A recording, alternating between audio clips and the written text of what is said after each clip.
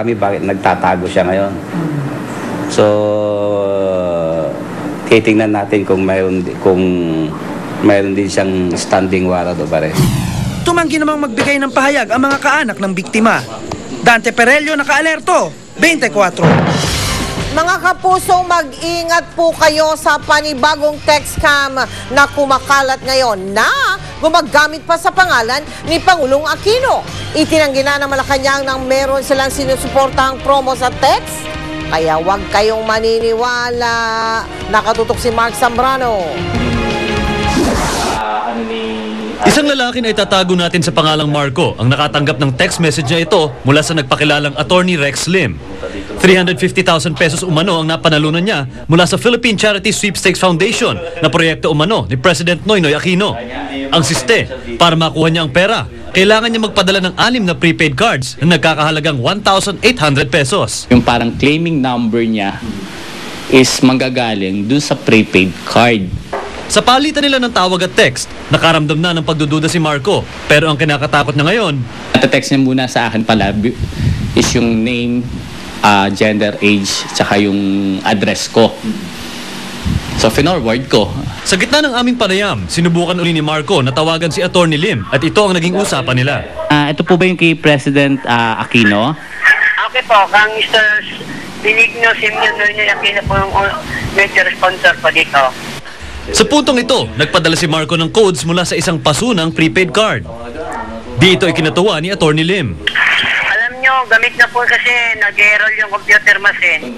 Nais lang daw ni Marco na ipaalam sa kinuukulan ang text scam dahil nadadawit ang pangalan ni Pangulong Noynoy Aquino. Pinabuluan na naman ng Malacanang na may ganitong programa si Pangulong Aquino. Mark Zambrano, nakatutok, 24 oras. Sa pagdiriwang ng World Population Day, muling binuhay ang panawagan para maisabatas na ang Reproductive Health Bill.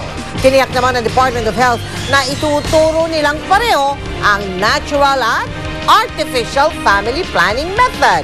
Nakatutok si Lia Manyala. Sa pagtatapos ng 2010, tila papalo na raw sa 94 million ang populasyon ng bansa. Mataas kung titignan at kung tutuusin, overpopulated na nga raw tayo.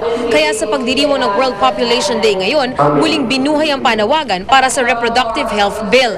Sa pagbubukas ng 15th Congress, isusulong muli ni Albay Representative Ed Silagman ang House Bill 96 o ang Reproductive Health Bill o RH Bill na una nang naihain sa Kamara. Hindi nagtagumpay sa nakaraang Kongreso ang panukala at malakas din ang pagkontra rito noon ng Simbahang Katoliko. We have increased the coverage and we have emphasized the need for safe pregnancy and safe motherhood. Isa raw ang RH Bill sa mga priority ng Aquino administration, sabi ni Health Secretary Enrique Ona. We are for what I call responsible parenthood, which means giving all the necessary information to our people. Pero hindi tulad ng pinalitan niyang Health Secretary na si Dr. Esperanza Cabral, mas ingat si Ona sa pagsasalita tungkol sa panukala. Wala raw siyang gagawing hayagang pamimigay ng kondom tulad ng ginawa ng DOH nitong Valentine's Day at bahagi sa pag-iingat laban sa HIV o AIDS. We are a Catholic country. We also agree on the value of life, di ba? So very, very clear dapat that we are against abortion. Ikinatuwa naman ni Cabral na ipagpapatuloy ng Aquino administration ang pagsusulong sa karapatan ng mga mag-asawa, lalo na ng kababaihan sa reproductive health. Consultant na ngayon ng United Nations Population Fund si Cabral. Tayo nagagalak na itutuloy niya ang advokasya na ito, ang pagbibigay ng tamang impormasyon para sa lahat ng tao para makagawa sila ng mga intelihenteng desisyon tungkol sa pagpapamilya nila. Mas maigting na information dissemination ang gagawin ng DOH at hindi lang din artificial family planning ang ituturo sa mga mag-asawa, kundi pati ang natural family planning method na suportado ng Simbahang Katoliko. There's nothing wrong with the church essentially championing yung natural planning method. Tuturo natin both and then let the couple decide. Bilang pagpapakita ng kanilang commitment kaugnay sa issue ng populasyon, naglagay ng kanilang mga handprint sa isang UNDP canvas sina Ona, Cabral at Lagman. Lia Manyalak, nakatutok, 24 oras. Sugatan ng isang babae matapos siyang bagsakan ng puno sa lungsod ng Quezon. Sa San Pedro, Laguna naman, may nasunog na junk shop at talyer. Yan at iba pang mga nakuna ng ating mga youth scooper sa pagtutok ni Josh Villanueva. Sa gitna ng kadiliman dahil sa brownout kagabi, sumiklab ang sunog na ito sa barangay San Antonio sa San Pedro, Laguna. Ayon kay youth scooper Cynthia de la Cruz, junk shop at talyer ang nilamon ng apoy. Kaninang madaling araw na raw na apula ang apoy. Sugatan naman ng isang babae matapos mabagsakan ng puno na ito sa Capitol Hills, Quezon City kahapon ng hapon.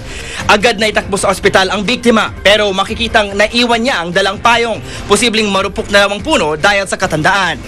Ang mga litrato ay pinadala ni youth scooper Fortunato Suarez. Pasaway naman ng mga pulis na ito sa Calamba, Laguna. 3 silang nakasakay sa isang motorsiklo at pare-pareho pang walang suot na helmet. Kakalabas pa lang ng 3 pulis sa City Hall nang makunan sila ni youth scooper Ray Natividad. Pwede rin kayong magpadala ng mga video at litrato ng mahalagang balita. Mag-log on lang sa www.uscoop.tv. Para naman magpadala ng text at MMS, i-text ang scoop, space, message, space, ang inyong pangalan at address at ipadala sa 4627. Tandaan ninyo mga kapuso, basta may balita sa lugar ninyo, i-uscoop ninyo. Spain ang nagkampiyon sa World Cup 2010 matapos itong talunin ang koponan ng the Netherlands. Itong kauna-unahang kampyonato ng Spain sa World Cup. Nakatutok si James Velasquez.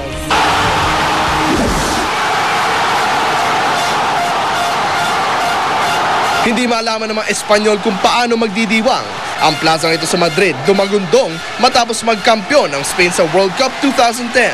Sa labas naman ng Soccer City Stadium sa Johannesburg, South Africa, wala rin pagsidla ng galak ang Spanish fans.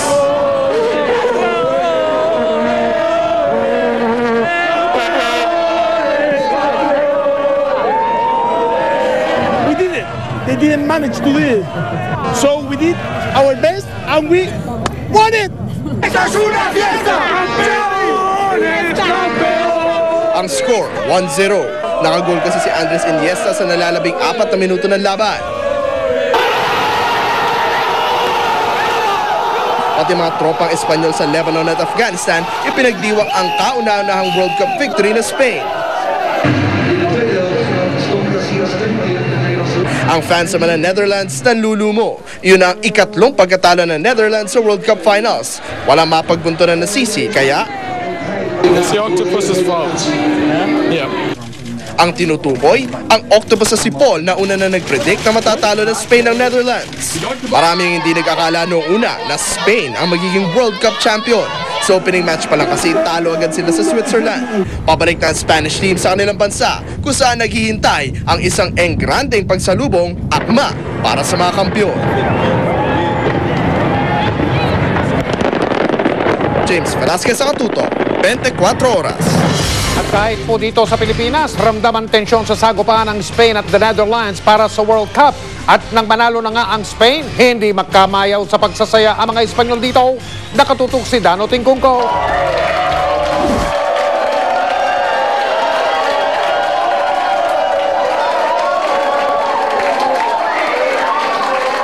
Abot lang itang hiyawan na may 300 Espanyol at Pinoy football fans sa bahaging ito ng Instituto Cervantes sa Maynila ng manaig ang mga Espanyol sa 2010 FIFA World Cup Final sa Johannesburg, South Africa. Ito ang kauna-unahang kampyonato ng La Furia Roja o Red Fury, ang madalas sa tawag sa Spanish football team.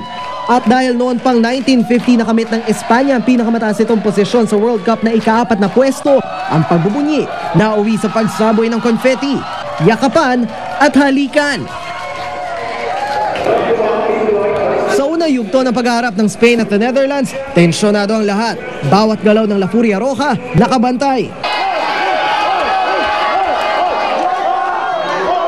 Namayani ang pag-asa ng mga Espanyol sa halos sunod-sunod na foul ng Netherlands na umabot ng 5 hanggang 6 na yellow card kontra sa 2 ng Espanya. Sa huling mga minuto ng overtime play ng match, napahawak sa kanilang mga upuan ng lahat sa side goal ni Andres Iniesta ng Espanya. At nang makalusot ang side goal,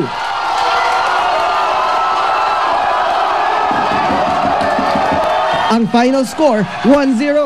Very wonderful. We love you, España! We love you! We love you so much! You rock! You rock! Oh my gosh! Go Saint Michael! Maging ang mga Pinoy fans, impressed. It took a while, but it was all worth it. Super worth it. After so many years, Spain deserves it. Para sa mga Espanyol, wala raw dudang karapat-dapat sila sa Copa. Lalo kung ikukumpara raw sa mga Olandes na malinis at walang kupas ang kanilang laro. We worth to be champions because we work to be champions. And first of all, I think so there is a tremendous amount of people all over the world waiting for Spain. The best play, the best game was by the Spaniards. Dito naman sa isang Dutch bar sa Makati, nagtipon-tipon ng mga Olandes para subaybayan ang kanilang kuponan. Dahil ito rin sana ang kauna-unahang pagkakataon ng Netherlands na masungkit ang pinakamimiting Copa, maging sila tensyonado sa panonood. Pero sa huli,